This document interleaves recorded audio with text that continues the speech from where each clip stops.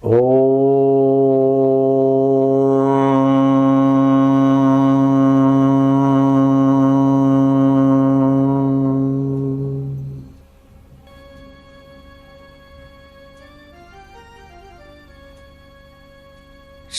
परमात्मने नमः। श्री परमात्मने नमः। ओंकार मंत्र गायत्री छंद परमात्मा ऋषि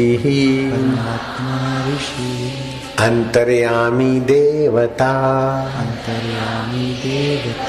अंतर्यामी प्रीति अर्थे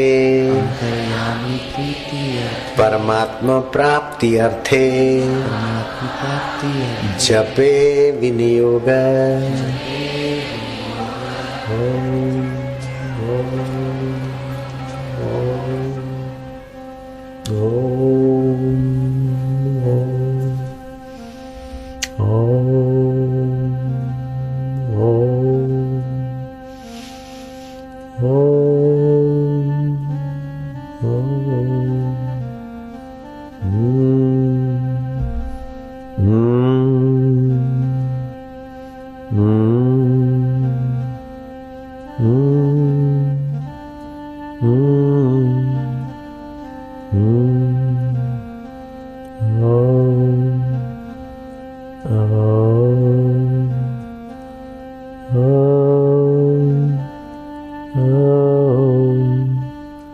प्रभु जियो प्यारे ओ अंतरात्मा ओ परमात्मने ओ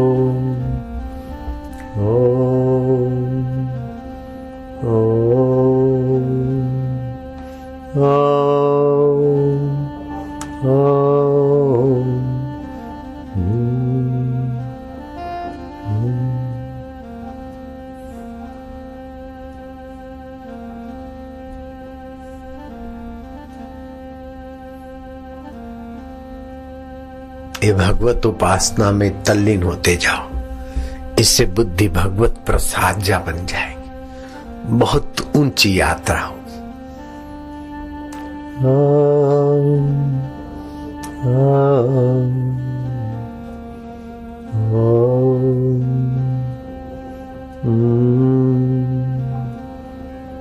आनंद माधुर्य मेरे प्रभु प्यारे प्रभु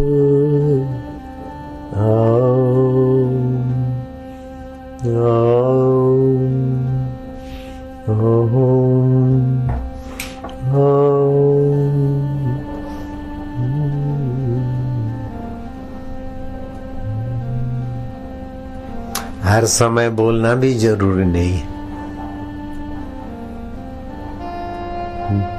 मस्त होते जाओ ईश्वर की मधुरता में।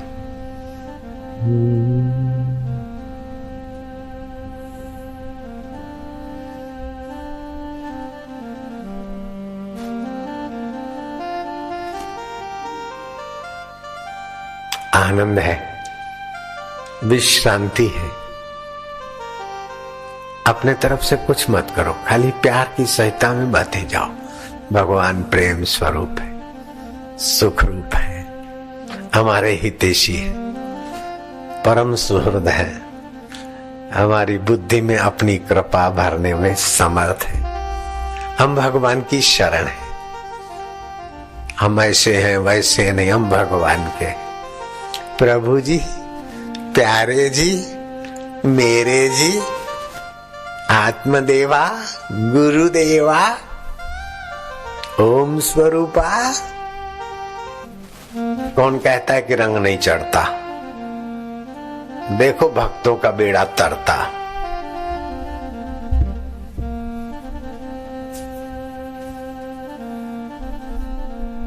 लाख 84 के चक्कर से थका, खोली कमर, अब रहा आराम पाना। ओम स्वरूप ईश्वर में काम क्या बाकी रहा? लग गया पूरा निशाना, सच्चा सुख कहाँ है? लग गया पूरा निशाना। हे गुरु कृपा तू मेरे हृदय में सदैव रहना, सदैव रहना।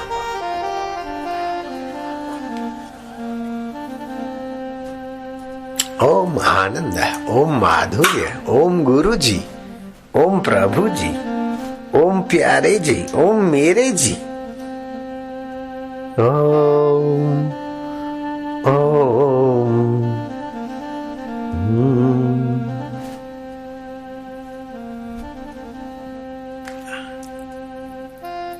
कौन कहता है कि रंग नहीं चढ़ता? देखो सभी साधकों का बेड़ा तरता। मन मन का उसकी माला है, तनु उसका एक शिवाला है।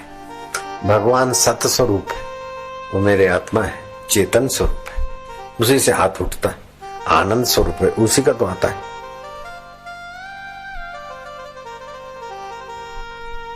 दूर नहीं, दुर्लभ नहीं, परे नहीं, पराया नहीं। मैं करता हूं, मेरे को ये चाहिए वो चाहिए। Desireless, worryless, tensionless, egoless, be happy, live happy. God is not a way, not difficult.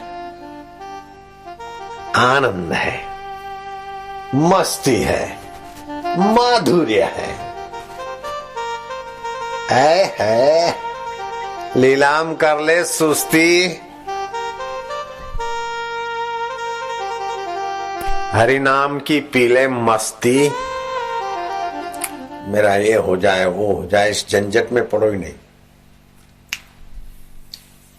इतनी डिग्रियां ले लूं, इतना जोबर बनूं, नौकर बनूं। अरे भगवान का रसमय प्यारा बन, सब हाजिर हो जाएगा। सोचा मैं न कहीं जाऊंगा, यहीं बैठ के खाऊंगा। जिसको गरज होगी आएगा, सृष्टि करता खुद लाएगा। आप अंतर्यामी में रहो, सब ठीक हो जाता है। जॉबरों को जॉब नहीं मिलती, लेकिन तुम कईयों को जॉब देने वाले बन जाओगे।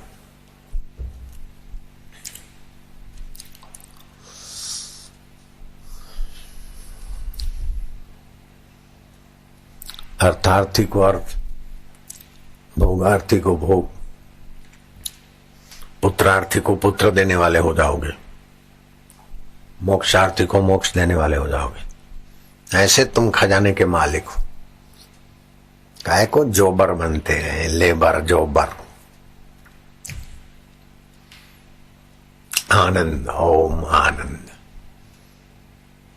ओम ओम ओम ओम प्रभु जी, ओम ओम ओम ओम ओम ओम ओम ओम ओम ओम। महा जय जयकार, महा महा जय जयकार, जय हो जय हो जय हो।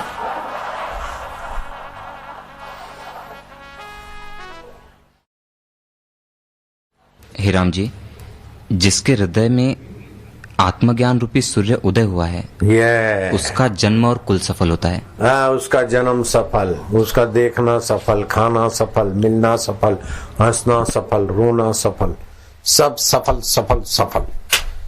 जिसने मनुष्य जन्म पाकर आत्मरस पा लिया, आत्मज्ञान पा लिया।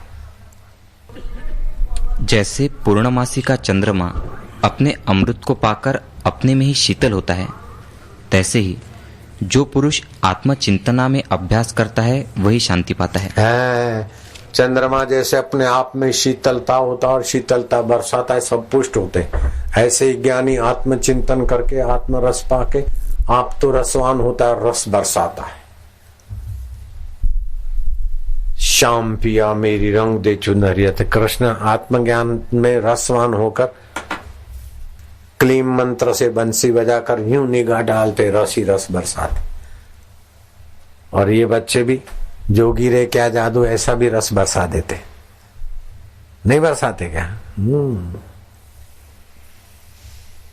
हे राम जी, जीव रूपी ऐसा बैल है, उसे निकालने का यत्न करो।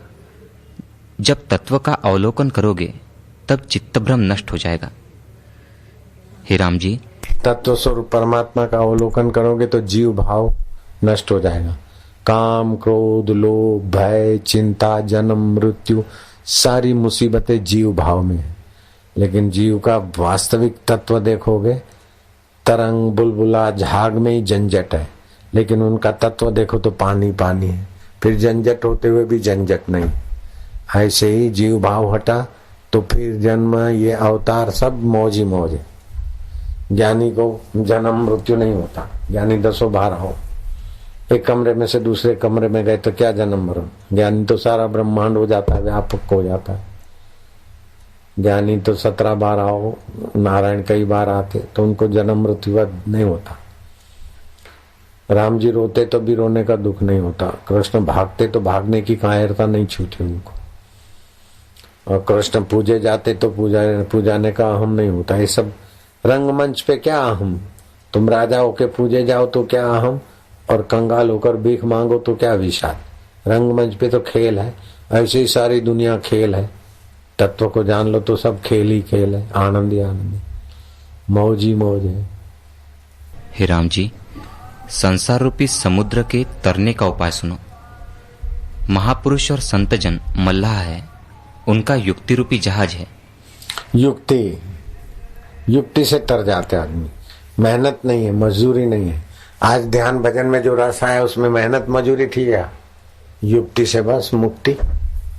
लीलाम कर लो सुस्ती, हरि नाम की पी लो मस्ती, युक्ति से मुक्ति। चलो हाँ, उनके युक्ति रूपी जहाज से संसार रूपी समुद्र तर जाएगा, और उपाय कोई नहीं, यही परम उपाय है। जिस देश में संत जन रूपी वृक्ष नहीं है और जिनकी फलों सहित शीतल छाया नहीं है, उस निर्जन मरुस्थल में एक दिन भी न रही है। हे राम जी, संत जन रूपी वृक्ष है जिनके स्निग्ध और शीतल वचन रूपी पत्र है। प्रसन्न होना सुंदर फूल है और निश्चय उपदेश रूपी फल है। जब यह पुरुष उनके निकट जावे तब महामोह रूपी तप्तता से छूटेगा और शांति पाकर तृप्त होगा। तभी तीनों पाकर अघावेगा और सब दुखों से मुक्त होगा। परमात्मा को पाने के सिवाय कुछ भी सीख लिया तो अंत में कुछ सार नहीं है। और जिस परमात्मा को पाना है उसके प्रति श्रद्धा, उसके प्रति उसकी महत्ता का पता हो। भगवान ज्ञान स्वरूप है, प्रेम स्वरूप है, हेतु रहित उपकारी है, सर्व समर्थ है। अपना कितना भी साधन तप करो फिर भी दीनता नहीं मिटती। दीन दयाल बिरद संभारी, हरऊ नाथ मम संकट भारी। संकट यह है कि वासना नहीं मिटती। तन सुखाए पिंजर कियो, धरे रैन दिन ध्यान। तुलसी मिटे न वासना, बिना विचारे ज्ञान। भगवत तत्व का ज्ञान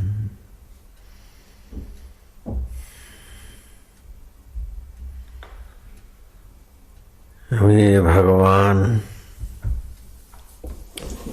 परम सुहृद है,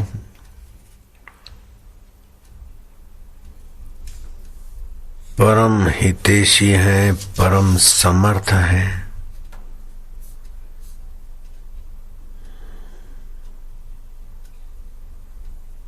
और प्राणी मात्र के अपने निज हैं, दूर नहीं, दुर्लभ नहीं, परे नहीं, पराये नहीं।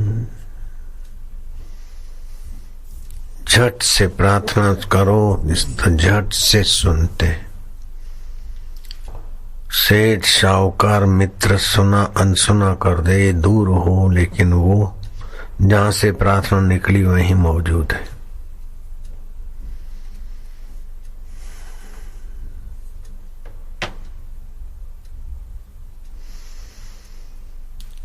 ऐसी ऐसी घटनाएं घटती हैं, ऐसी ऐसी लीला होती है उसकी करुणा कृपा में।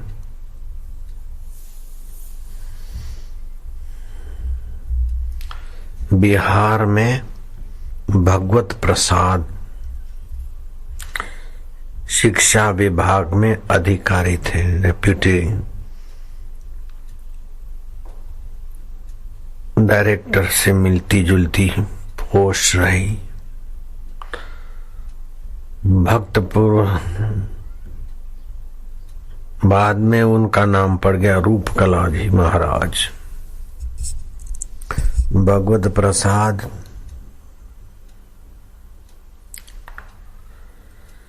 1892 की घटना है। उस समय उनकी उम्र 54 साल की थी। स्कूल के निरीक्षणार्थ बिहटा गांव में, पटना से 150 किलोमीटर की दूरी थी बिहना गांव। बिहारी लोग जानते हैं। समाचार आया कि अंग्रेज डायरेक्टर साहब, बड़े जो स्कूलों के सर्वोपरि अथॉरिटी है, उन्होंने बुलाया है। अब 150 मील 150 किलोमीटर पटना से दूर कैसे जाएंगे? लेटर पहुंचने में देर हुई। अगर नहीं जाएंगे तो अंग्रेज दिमाग वाला क्या का क्या कर देगा।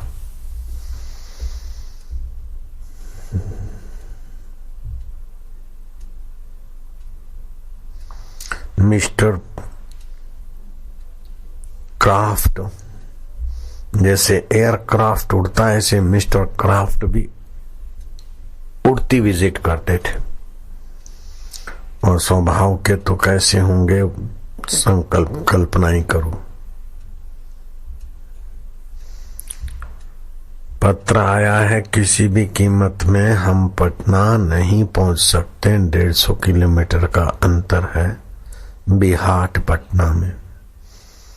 उसने लिखा है भले 4 दिन पहले, लेकिन मुझे तो अभी मिला है। नहीं जाऊंगा तो कुछ भी कर सकते हैं और जाना संभव नहीं। अब क्या करूं?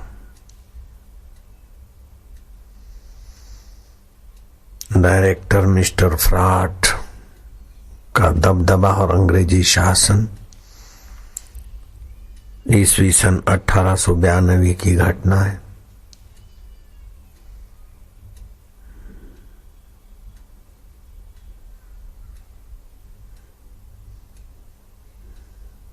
अब गाड़ी में भी बैठूंगा तो गाड़ी में 15 मिनट ही है और वो पहुंचेगी तब तक तो साहब की गाड़ी भी चल पड़ेगी। क्या करूं हे भगवान तू ही बता। हे सर्वसमर्थ, हे दीन बंधु, दीनानाथ मेरी डोरी तेरे हाथ। दीन दयाल बिरद संभारी, हरौ नाथ मम संकट भारी। शांत हो गए प्रार्थना करते करते। झपकी लग गई, आंख खोली तो ये पटना स्टेशन का आवाज आ रहा है। वेटिंग रूम में साहब कैसे पहुंच गए? इस बात को मैं स्वीकार करने में जरा भी संकोच नहीं करूंगा, क्योंकि ऐसी कई घटनाएं अभी भी हयात लोगों के जीवन में देखी गई। मंगाराम करके थे, लंबे लंबे आश्रम में बड़ की सेवा करते, बुहाड़ी लिपण आदि। बुधवार और इतवार को, रविवार और बुधवार को सत्संग होता था। उनकी साली मर गई थी और बुधवार को शाम को 5 बजे बैसना, पगड़ी बैठना होता है ना तीसरे दिन का। अब बापू सामने बैठे, 5 सवा 5 बज गए। उधर नहीं जाऊंगा तो सगी साली मर गई, इज्जत का सवाल है। जाने के लिए उठता हूं तो बापू जी गए, इसको अकल दे दो, बैठ जाए। अब क्या करें, सही तुम ही जानो क्या करूं करते शांत हो। और 7 बजे पोकरदास के साथ गए और साधु भाई को बोला, भाई मैं जरा फंस गया था, सत्संग में बैठा था, सामने उठने की हिम्मत नहीं हुई, देर हो गई। अरे बोले तुम्हारा दिमाग तो ठीक है, तुम बराबर 5 बजे पहुंच गए थे और सबको अच्छी सीख दी, मंगनमल दिमाग तो ठीक है। साधु भाई ने कहा, बोले भाई मैं तो अभी आ रहा हूं, पोकरदार साक्षी है। अब छानबीन हुई, छानबीन में तो परशुराम तहसीलदार, डेप्यूटी तहसीलदार, वो भी गवाह थे कि हम भी थे सत्संग में।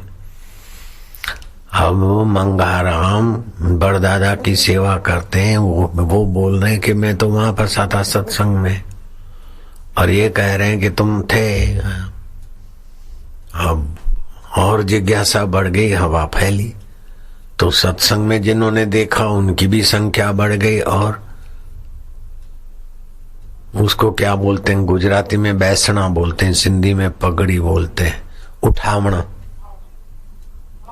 उठामणा उठामणा में जो लोग आए वो बोले इतने लंबे सारे आदमी, तुम तो सामने खड़े थे, सबको बोल रहे थे ये संसार ऐसा है। जो सत्संग की बातें बताकर साधु भाई को शांत किया, सबको शांत किया। माहौल बड़ा दुखी था, गंभीर था। तुमने तो ऐसा उपदेश दिया कि सब ठीक हो गए। वो मंगनमल काका कई वर्षों तक जिया, और ये गुत्थी खोलने के लिए कई अटकलें चलती रही, लेकिन जहां आपका मन शांत हुआ और भगवान में, तो भगवान कर्तुम शक्यम अकर्तुम शक्यम अन्यथा कर्तुम शक्यम है, सर्व समर्थ है, परम सुहृद है। लालजी महाराज सावन के महीने में पूर आता है नर्मदा में, तैरना नहीं जानते थे आखिरी दम तक भी, मैं उनका गवाह। वो भी नर्मदा के पूर में बह रहे थे, राम तारी इच्छा, अपना आपादापी किया, लेकिन पानी पी गए तो सीधे लेट गए। किसी से ने नीचे से हाथ दे के किनारे कर दिया, वाह प्रभु। तो जल में, थल में, अग्नि में, वायु में, सभी में भगवत सत्ता है। एक बार वायुदेव ने मेरे को सुना दी थी, ये भी मेरे को अनुभव है। मैंने थोड़ा शुरू में नया शराबी होता है ना, तो उछल कूद ज्यादा करता है, गाड़ी रोक देना, बरसात कर देना, ये संकल्प करना होकर, ऐसा जरा चंचलता थी थोड़ी। तो शुरू में बड़ौदे में सत्संग था, बड़ा ग्राउंड था, फुटबॉल ग्राउंड जो भी हो, और पंडाल बड़ौदे में, सब जगह से पंडाल बड़ौदे के सत्संग में दुगना तिगना चौगुना लग जाता है, 6-6, 8-8 लाख स्क्वायर फुट। उस समय 8 लाख नहीं था, उस समय तो प्रसिद्धि इतनी नहीं थी, तो 1 लाख, 1.5 लाख, 2 लाख जो भी लगा हुआ। तो अप्रैल मई का महीना होगा, बमंडल आया तो सारा बस ऊपर तो ये सीधा आ रहा है और पूरा पंडाल को उठाएगा और सारे पाइप गिरेंगे, लोगों के सिर फूट जाएंगे। वो बमंडल आ रहा था, मेरे क्या करें। ओम ओम ओम ओम ओम ओम ओम ओम ओम ओम। तो जो चक्र का आया, वो यहां से फूंक करने से रुख तो बदला, लेकिन फिर उसने मेरे को ऐसा डांटा, एक अनजाने महात्मा के चित्त के द्वारा उन्होंने मेरे को कहा। उस महात्मा को पता ही नहीं था किसी, वो बाहर निकलते ही नहीं थे। क्यों? ओम ओम ओम फू, क्या समझते हो? मानवीय भाषा में ही तो भगवान बोलेंगे किसी के लोग। मैं क्या किस बात का? अरे बोले मैं बमंडल होके आया था, ओम ओम ओम फू किया, पता है तुमको? ऐसा करके उन्होंने सुनाया।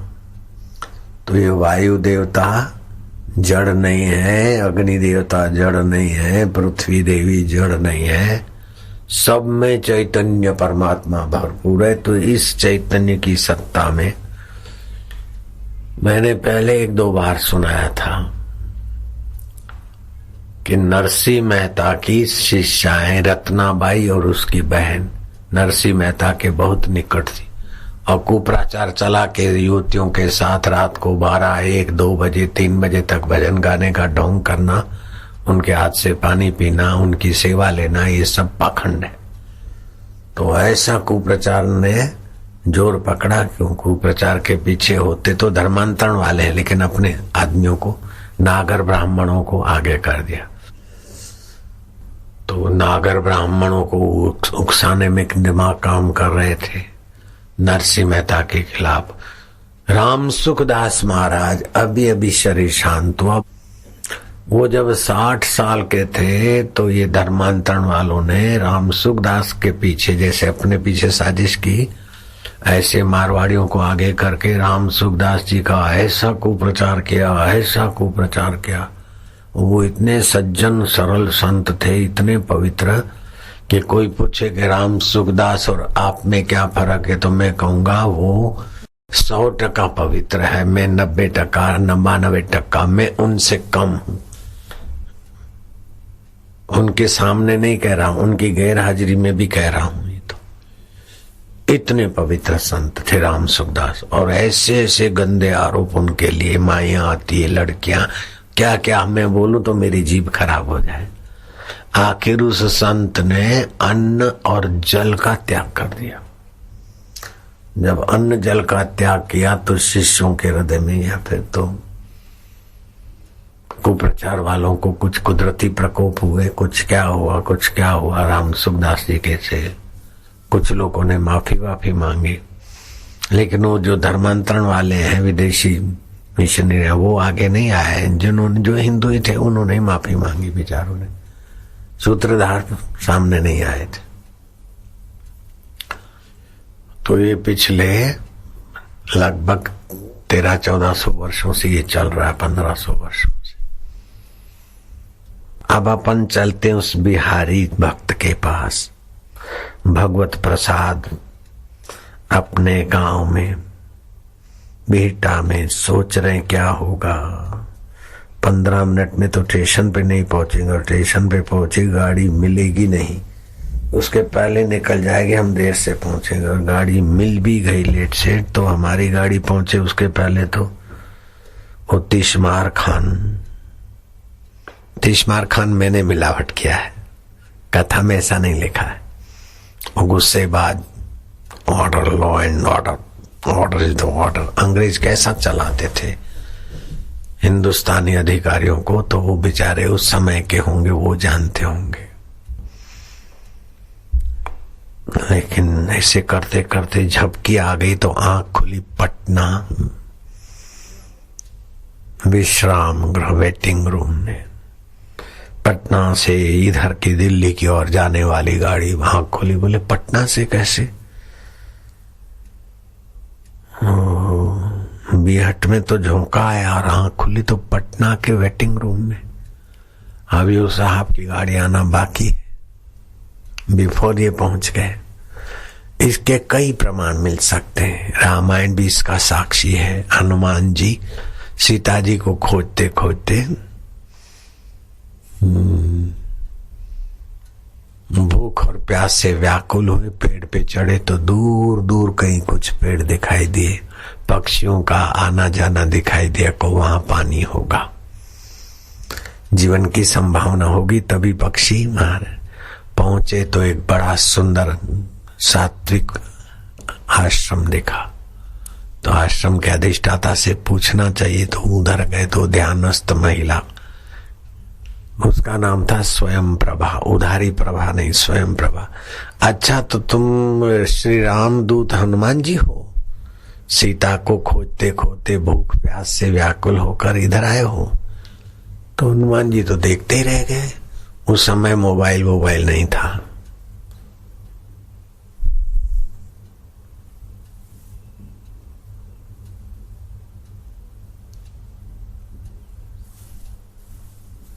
हनुमान जी, अच्छा भूख प्यासे, फल खा लो, जल पी लो, फिर बात करते। आए अंगद, जामवंत, हनुमान जी। सीता को खोजते हो तो आंखें बंद करके खोजते हो कि आंखें खोलकर? तो अंगद जरा राजसी आदमी था, टपाक से बोला कि आंखें बंद करके कोई चीज खोजी जाती है क्या? हम तो आंखें खोलकर खोज रहे हैं। बोले सीता तो राम की अर्धांगिनी है, ब्रह्म विद्या है। ब्रह्म विद्या को, भक्ति महारानी को तो आंख बंद करके पाया जाएगा। सीता जी कहाँ है मैं तुमको अभी बताती हूँ।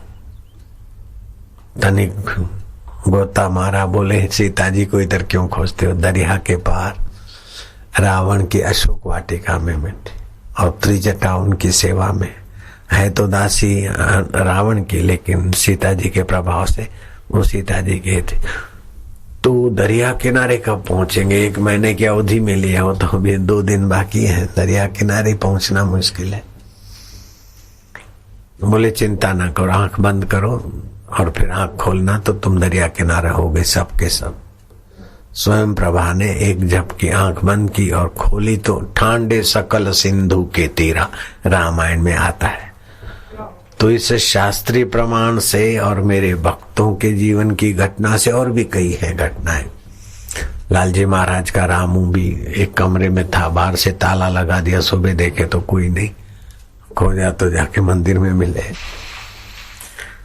तो ये बात बिल्कुल भगवान की सत्ता सामर्थ्य के आगे बहुत नन्ही बात है। वो 54 साल के थे, स्कूल के निरीक्षक, बिहार में उनसे उनकी तलब किए थे और 150 किलोमीटर दूर बिहाट गांव में प्रार्थना करते करते झपकी आई तो पटना के वेटिंग रूम में आँख खुली और वह पटना से दिल्ली की ओर जाने वाली गाड़ी के यात्री जल्दी बैठ जाओ, और फलाने से फलाने और आने वाली गाड़ी आज 12 मिनट लेट है, 15, जो भी कुछ हुआ। दंग रह गए और वो साहब आए, उनसे बातचीत हुई और बड़े साहब संतुष्ट हो गए। अब ये सोच रहे कि क्या है, कैसा हुआ। साहब की गाड़ी रवाना हुई, मैं आया कैसे, वेटिंग रूम में आके झपकी ली तो अपने घर फिर पहुंच गए। कैसी समर्थता है भगवान की और भगवान के ध्यान में ध्यानस्थ महापुरुषों की। एक स्वामी थे, वो साधुओं की खोज में बद्रीनाथ से के रास्ते पीपल चट्टी, उधर से पूर्व की दिशा गए। बड़ी कठिन यात्रा करके सांप की नहीं रेंगते रेंगते गुफा में घुसना था, और फिर थोड़ा खुला मिले, फिर रेंगना पड़े। ऐसे फिर इस सृष्टि में दूसरी सृष्टि, ऐसी सिद्ध पुरुषों के पास योगानंद, स्वामी योगानंद, उन्होंने अपनी तो साधुओं को देखा तो एक साधु ध्यानस्थ थे और दूसरे जो दिखाने, ये कलयुग का आदमी इधर कैसे आ गया? तो बोले ही हम मैं कलयुग का हूं, तो ये महापुरुष कब के हैं? बोले कोई द्वापर का, कोई त्रेता का, कोई सतयुग का, कोई कलयुग के 2000 साल पहले का, कोई कहीं। मेरे मन में शंका को शंका हुई। तो कितनी मेहनत से हम पीपल कोटी से पूर्व दिशा में गए, अमुक पहाड़, वो नाम भी मेरे किस्से कैसेटों में होगा। और फिर जरा सा झोंक आया,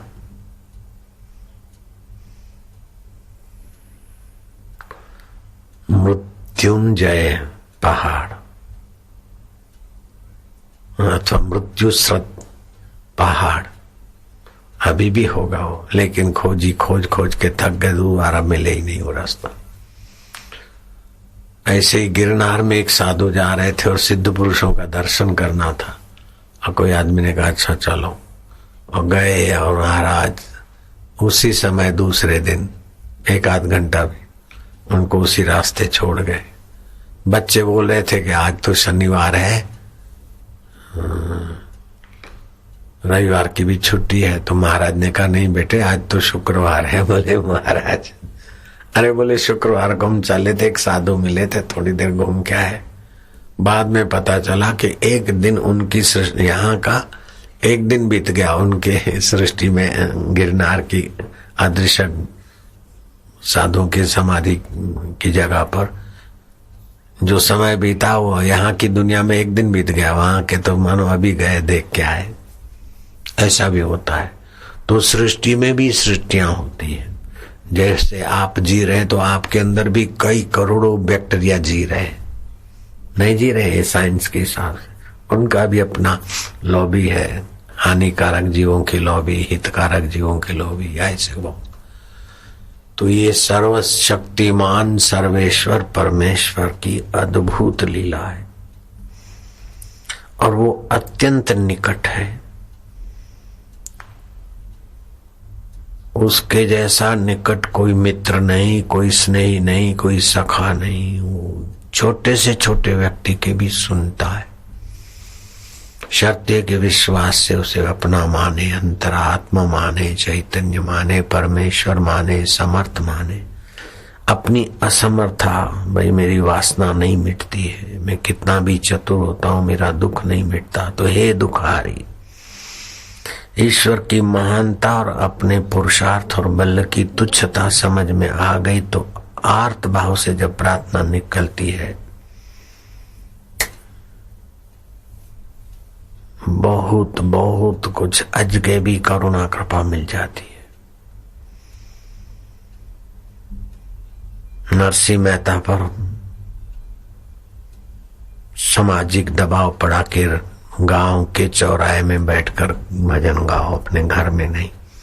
घर में सुंदर लड़कियां पानी पिलाए और क्या क्या होता होगा।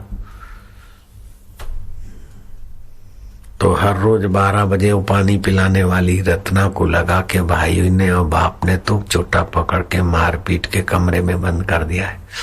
अब गुरुजी भजन गाते होंगे, कंठ सूखता है उनका। 12 बजे पित्त प्रकोप होता है, 12 बजे तो 10 से 2 बजे तक पित्त काल है, उसमें प्यास व्यास लगती है दोपहर को भी, और जो रात को जागते हैं उनको भी लगती है। तो वहीं प्याला भरा और मन ही मन गुरुदेव को पिला रही। तो लोगों के बीच रत्नावती अपने जूनागढ़ के नरसिंह मेहता को पानी पिला रही। तो बाप संभालता है छोरे को कि वो चाबी कहाँ गई। बोले ये रही। रत्नावली को और उसकी बहन को तो अपन बंद करके आए, तो इधर कैसे आ गई? चलो चलो चलो, ये ताला किसने खोला? चाबी इधर है तो कैसे ताला टूटा? क्या हुआ? देखा तो ताला भी बंद है, चाबी अपने पास है, और रत्नावती वहीं भाव में पानी पिलाने के हाथ में पास में ही घर था। तो आपका जहां मन होता है तन वहां प्रकट हो जाता है। ये आत्मदेव की लीला भी है। इसमें कोई देवी देवता आकर आपको उठाकर वहां ले जाए, ऐसा नहीं होता। आपके अंतर्यामी परमात्मा में वो सामर्थ्य है कि आपका मन जहां तीव्र चिंतन करे वैसी घटना बाहर घट जाती। इसलिए आप बीमार हो, दुखी हो, परेशान हो, मेरा कोई नहीं ऐसा सोचोगे तो इसी प्रकार के रस बनेंगे, इसी प्रकार के आपके बैक्टीरियाओं के भी भाव ऐसा वैसा बना। काम के क्रोध के आदि हो गए। मैं भगवान का हूं, भगवान मेरे हैं, भगवान के नाम का जप पाठ। तो पाठ करने से भगवत महत्ता बढ़ती और जप करने से एकाग्रता बढ़ती। और जप और पाठ का धन है और प्रार्थना करते चुप हो गए तो बस पहुंच जाता है वहां।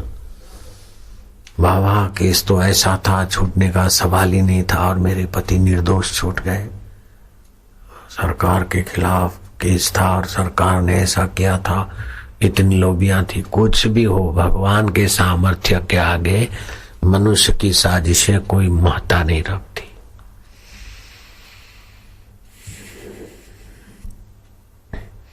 तो शिक्षा विभाग के चीफ डायरेक्टर जो थे वो इन भगवत प्रसाद की मुलाकात से बड़े प्रभावित हुए।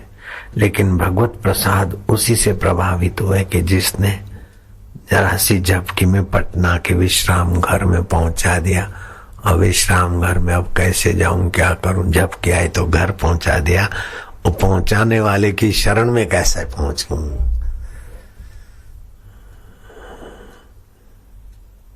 तो फिर महाराज भगवती प्रसाद भक्त रूपकला जी के नाम से विख्यात हुए। इस संदर्भ में और कई घटनाएं मेरी स्मृति में आ रही है, लेकिन आप मान लो कि भगवान परम हितैषी है, परम सुहृद है, और प्राणी मात्र के निकटवर्ती है। नाम संकीर्तन फिर शांति। भगवान का नाम संकीर्तन करेंगे तो पाप नाश हो जाएंगे। दात तेरे की पाप नाश के लिए कीर्तन की क्या जरूरत है। एक बार अजामिल अपने बेटे को 4 अक्षरों का नाम नारायण नारायण, शिव 2 अक्षर का नाम, राम 2 अक्षर का नाम, कोई एक बार भी नाम लेता है तो पाप तो उसके उसी में नष्ट हो जाते हैं। फिर उसके लिए माला करने की क्या जरूरत है, कीर्तन करने की क्या जरूरत है, ध्यान करने की क्या जरूरत है। वो तो गंगा में नहाते तो भी पाप नष्ट होते हैं, लेकिन वो वासना नष्ट नहीं होती। तो वासना निवृत्ति के लिए भगवान का भजन, ध्यान, कीर्तन, प्रार्थना और पुकार। बड़े बड़े धर्मात्मा भी काम में, क्रोध में, लोभ में, मोह में, अहंकार में कहीं न कहीं फिसल जाते, जब तक भगवान की पूर्ण कृपा से अपनी बुद्धि एकाकार नहीं होती। इंद्रियगत विकार होते हैं, लेकिन वासना बुद्धिगत होती है। अज्ञान भी बुद्धिगत होता है। तो बुद्धि से अज्ञान मिटेगा तो भगवत ज्ञान होगा, और वासना बुद्धि से मिटेगी तो भगवत ज्ञान फिर तो स्वतः सिद्ध हो जाता है। नारायण हरि नारायण हरि। धर्म के 4 स्तंभ हैं। नित्य कर्म, नैमित्तिक कर्म,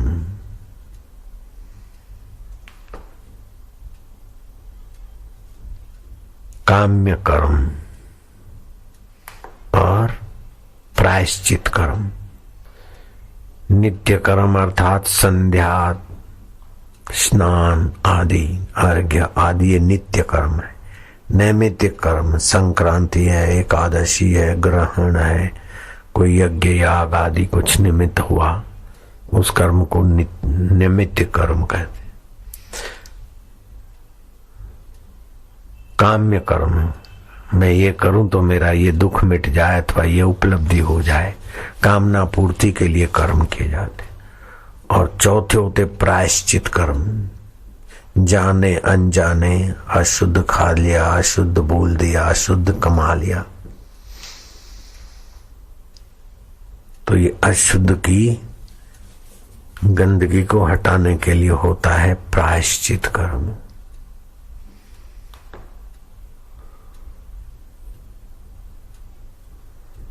अब ये आवश्यकता पूर्ति में अगर अपने शक्ति नहीं है, निर्बलता का एहसास होता है,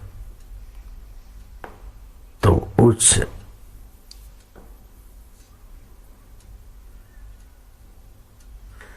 हकीकत में आपकी प्रार्थना वहीं पहुंची जिससे जाति और स्वरूप से आपकी एकता है। जैसे माँ के लिए बच्चा पुकारता है तो जाति वो माँ का बेटा है, स्वरूप से उसका शरीर माँ का अंग है। ऐसे ये जीवात्मा स्वरूप से परमात्मा का अंग है। जैसे तुम्हारा माँ बाप का खून तुमसे मिलेगा, नहीं मिलेगा, पता चल जाएगा कि किसका बेटा है। एक बाल तोड़ के लेबोरेटरी में भेज दो तुम्हारे बाप का और तुम्हारा, तो बता देंगे बिल्कुल असली बाप बेटे। और किसी का बेटा कहलाता है उसका और उसके बाप का तो नहीं मिलेगा। ऐसे जीवात्मा और परमात्मा इससे भी ज्यादा ठोस संबंध, असली एकता और स्वाभाविक संबंध है। आवश्यकता उसी की होती है जिससे जातीय एकता है, स्वरूप से एकता है, अज्ञान से मान बैठे हैं भिन्नता। आप मृत्यु नहीं चाहते हैं क्योंकि तुम्हारी जात अमर है, मृत्यु से तुम बचना चाहते। क्या ख्याल है? नाश से बचना चाहते। तो जो अविनाशी है उससे तुम्हारी जातीय एकता है, इसलिए आप मृत्यु के भय से बचना ये जीवन की मांग है। आप सामर्थ्य मांगते, मैं असमर्थ न रहूं, मैं कुचला न जाऊं, दब न जाऊं, मिट न जाऊं। एक तो मृत्यु न आए, मृत्यु से बचते हैं, और दूसरा असमर्थता से बचना चाहते, क्योंकि भगवान समर्थ है तो जीव भी सामर्थ्यवान होना चाहता है। ये आपकी स्वभाव से एकता है, अमरता जातीय एकता है। और तीसरी है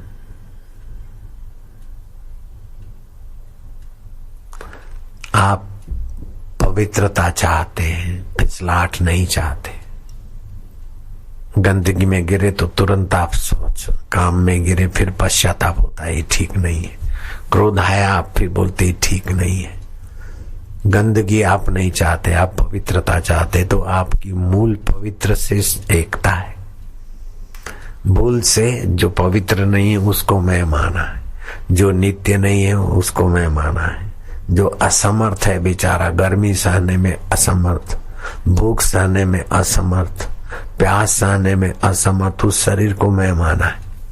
लेकिन जहां भूख और प्यास की दाल ही नहीं गलती, जो सदा नित्य है, तो आप समर्थ होना चाहते हैं, तो आपकी उस समर्थ से जाति और स्वरूप से एकता है।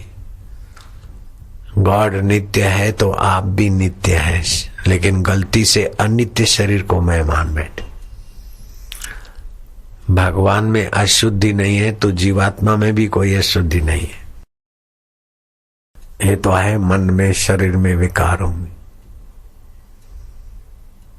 और भगवान पूर्ण काम है तो भगवान की संतान भी पूर्ण होना चाहती। कितना सूक्ष्म गहरा सत्य है। तो आप इसी के लिए प्रार्थना करें, पूर्ण जीवन के लिए, पूर्ण पवित्रता के लिए, पूर्ण सामर्थ्य के लिए। तो भगवान पूर्ण है, भगवान परम समर्थ है और परम पवित्र है। जिसके नाम सुमरण से ही अपवित्र वस्तु और अवस्था पवित्र हो जाती है।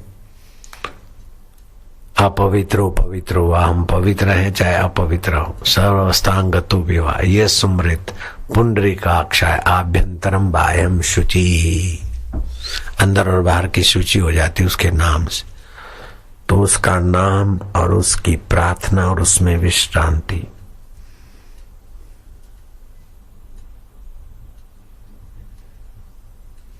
वो पतित पावन है। पवित्रता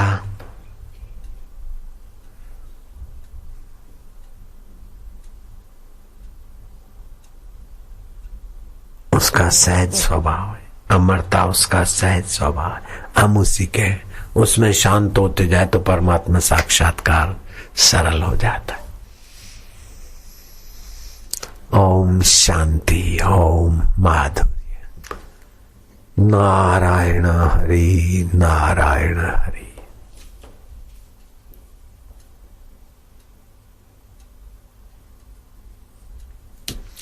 सारे पाप तो नित्य कर्म, नैमित्तिक कर्म, कारम, काम्य कर्म, लेकिन प्रायश्चित कर्म कैसे करें? प्रायश्चित्तु तस्य एकम हरि स्मरणम परम। प्रायश्चित करने में, प्रायश्चित कर्म करने में एक ही सुंदर उपाय कि हरि स्मरण, हरि प्रार्थना करते, दोबारा वो गलती ना करे, हरि स्मरण बढ़ाते। प्रायश्चित कर्म कैसे करें? बोले प्रायश्चितम तु तस्य एकम हरि स्मरणम परम। हरि स्मरण पाप का एकमात्र और सर्वश्रेष्ठ प्रायश्चित है। हरिर नित्येशेन पुनर्नाम हृतियात नाम। आवश्यकता भी भगवान नाम उच्चारण और पाप का फल रूप यातना भी से मुक्ति भी भगवान की। तो भगवान की आवश्यकता भी है और प्रायश्चित करने में भी भगवान की।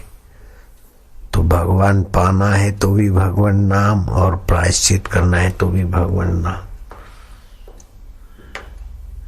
आवश्यकता भी भगवान की और उच्चारण भी भगवान का। एक होती है सामान्य शुद्धि, दूसरी होती है आत्यंतिक शुद्धि। नाए धोए, किसी का आराम का धन न लिया, किसी का दान का न चबाया, हक से जिए, ये होती है सामान्य शुद्धि। लेकिन हरि का स्मरण करते, हरि को पाने की तीव्र लालसा से वासना निवृत्ति हुई तो परम शुद्धि हो गई। परम शुद्धि हुई तो बस हो गए परमात्मा के प्राप्त पुरुष, परमात्मा प्राप्त पुरुष हो गए। फिर लोगों को देखेगा आप खा रहे हैं, दे रहे हैं, ले रहे हैं, प्रचार है, ये है, लेकिन आप अपनी तरफ से कुछ नहीं ज्ञानी करता। दूसरों के प्रारब्ध, दूसरों के भाव, दूसरों के संकल्प, अपना भी होगा तो कुछ दूसरों से सुख या फायदा लेने के लिए नहीं। जैसे हम बादाम खिलाया तो ये तुमको बादाम खिलाने की वासना है, ये वासना नहीं मानी जाती है, भाव माना जाता। ईश्वर को पाना अथवा ईश्वर निमित्त कर्म करना ये कर्म नहीं है, ये तो भगवान की प्रेरणा है, भगवत प्रसाद है। ईश्वर को पाने की इच्छा इच्छा में नहीं गिनी जाती। ईश्वर को पाने की इच्छा तीव्र हो तो बाकी की इच्छाएं सब क्षीण होने लगती। फिर काम क्रोध आदि आता है तो भक्त रोता है, पुकारता है, तो फिर उससे वासना निवृत्ति कर देते भगवान में। भगवान तो परम शुद्ध हो जाता है।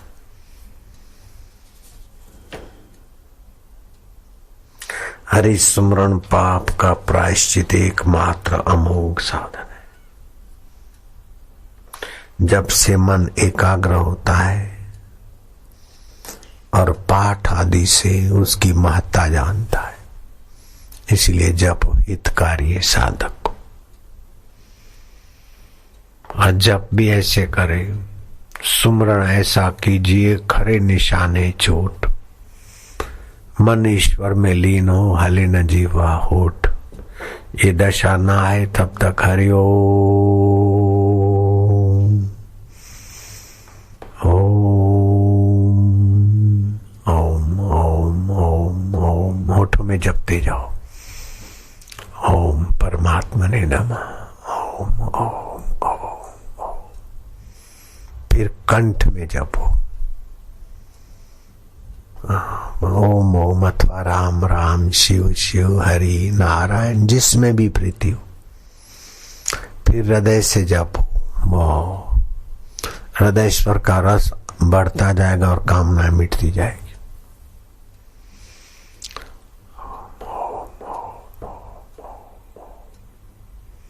बहुत खाने की कामना है तो नीम की चटनी खाए, जब बहुत खाना है तो नीम खाओ, उस कामना को मिटाओ।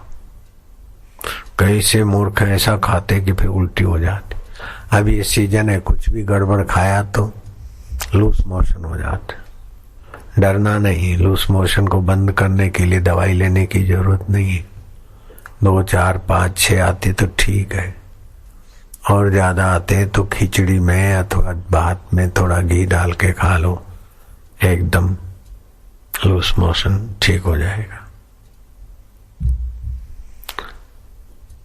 लूज मोशन जुलाब हो जाए तो उसको रोकने के लिए 2, 5, 7 तक हो तो हरकत नहीं, ज्यादा है तो खिचड़ी में घी डाल के खा ले, बंद हो जाएगा जुलाब।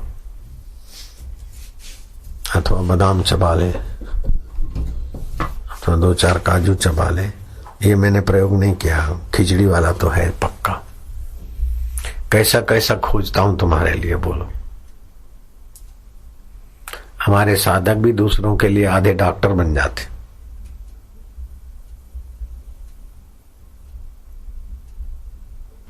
भगवान नाम जप ध्यान से अंतःकरण में विशेष आभा प्रभाव बनता है, तब विशेष लोक लोकांतरों की दिव्य यात्रा और दिव्य अनुभूतियां होती। जैसे डॉक्टर के साथ पढ़े हुए, केजी पढ़े हुए सभी लोग डॉक्टर विद्या को नहीं जान सकते। खास डॉक्टरी का संस्कार पड़ा है वो होम्योपैथी, एलोपैथी या और कोई पैथी के बाद तुरंत पकड़ लेगा। क्योंकि उसका डॉक्टरी अंतःकरण निर्माण हुआ है।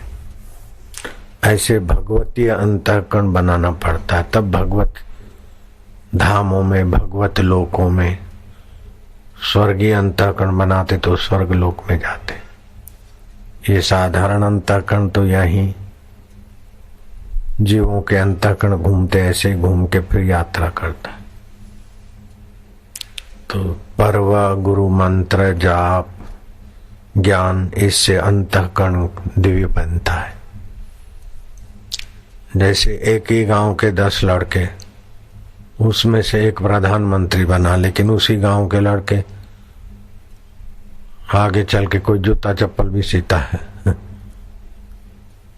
तो प्राइम मिनिस्टर हाउस में रहने का अधिकारी नहीं है। कोई बैल गाड़ी चलाता है, कोई दुकान चलाता है, कोई कुछ करता है, तो उनके व्यवहारिक अंतःकरण का ऐसा निर्माण हुआ। ऐसे परमार्थिक अंतःकरण का निर्माण करना पड़ता है। ये आपका अंतःकरण निर्माण करने की प्रक्रिया है। श्वास रोका, जप किया, बाहर रोका, अंदर रोका। बड़े में बड़ा प्रायश्चित भी है और बड़े में बड़ा भगवत प्रसाद जा पैदा करने वाला साधन भी है।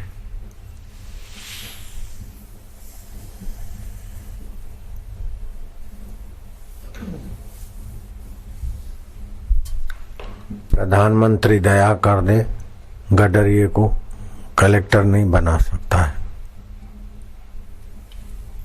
कलेक्टर के लिए आईएएस ऑफिसर की श्रेणियां पास करनी पड़ेगी, भले फिर थोड़ा कम ज्यादा हो, लेकिन कुछ तो प्रक्रिया से गुजरना पड़ता है। प्रधानमंत्री तुम्हारा रिश्तेदार है, काका है, भतीजा है, लेकिन गडरिये का काका प्रधानमंत्री गडरिये को प्रिंसिपल नहीं बना सकता।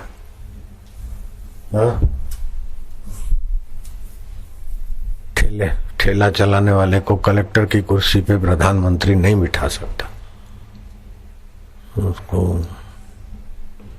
तो कलेक्टर के योग्य अंतःकरण का, संस्कारों का निर्माण होता है। ऐसे ही साधन भजन करके ये अंतःकरण भगवतीय प्रसाद के योग्य बनाया जाता है।